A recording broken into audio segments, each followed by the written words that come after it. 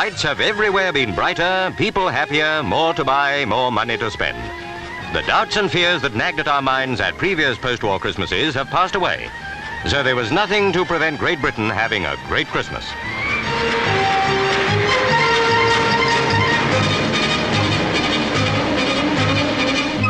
One question Londoners ask themselves: how will the pink zone cope with the thousands pouring in to see the bright lights? At first it looked like complete success. Where on earth had all the cars gone? If anyone did park in the zone, his car was towed away by the police. You hardly dare stop to buy some cigarettes. It was almost tyranny. Were we going to sit down under it? All the new parking places were full, but drivers began to chance their arm. The result? Well, very soon the old congestion was back again. But where's his car? Loaded to the eyebrows, and bless me if his wife isn't being moved on. Now suppose one of those presents was for Ernest Marples. But at Christmas, let's be fair, even to the foe. The police have their work cut out in every town.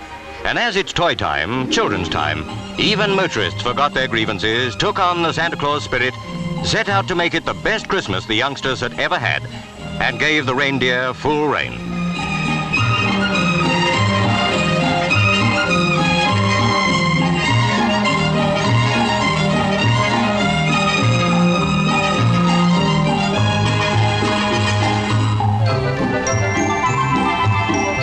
By the time he's remembered everybody, Father has to get it all home. Most men did make it eventually, though they never knew how. In Manchester, ABC and the Daily Mirror entertained 2,500 kiddies at the Apollo. They're Saturday morning moviegoers, and this was the big day of the year. The kiddies started enjoying themselves early, and meant to keep it on till they couldn't look a nice lolly in the face again. Refugee children, who don't have treats normally, were remembered too. The Burgomaster welcomed to Hanover Mrs. Eileen Thorpe, and so did 3 Latvian displaced persons.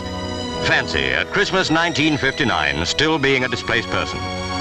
But they, and many others in the same boat, live at Schulenburg refugee camp, nearly 15 years after the war.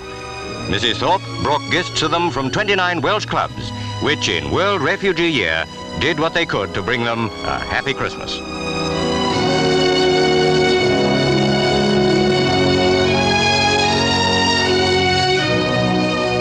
He'd never had a present all to himself before. The Union Castle liner Carnarvon Castle took on stores at Southampton, Christmas fare in generous quantity, as she and her passengers will be afloat on the 25th. And it won't be the fault of all concerned if it isn't a Christmas day they'll always remember.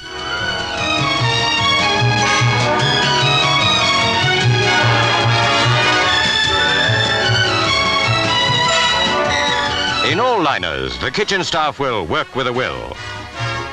How awful. From captains downwards, liner crews determined to outdo the finest luxury hotels. On Cunard ships alone, there'll be about 2,000 Christmas Day passengers, to say nothing of all the other liners. And that adds up to a lot of very fine food. How tragic for travelers who feel even worse at the very thought of anything to eat.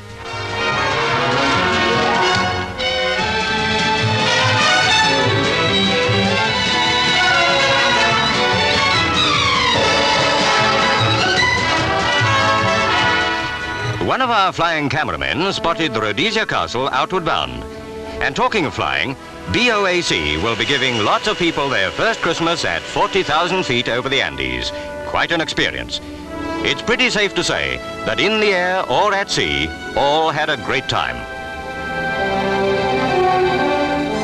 Among the very fortunate were comet crews on the beach at Recife, Brazil. They're pioneering a service in that direction. Happy Christmas to them, too. Up from his locker, Davy Jones sent a Christmas pudding.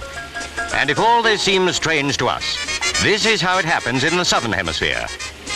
We're told we've never had it so good.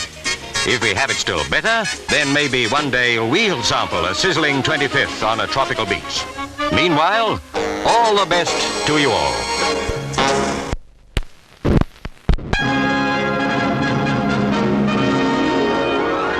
Upon the Marble Palace in Tehran,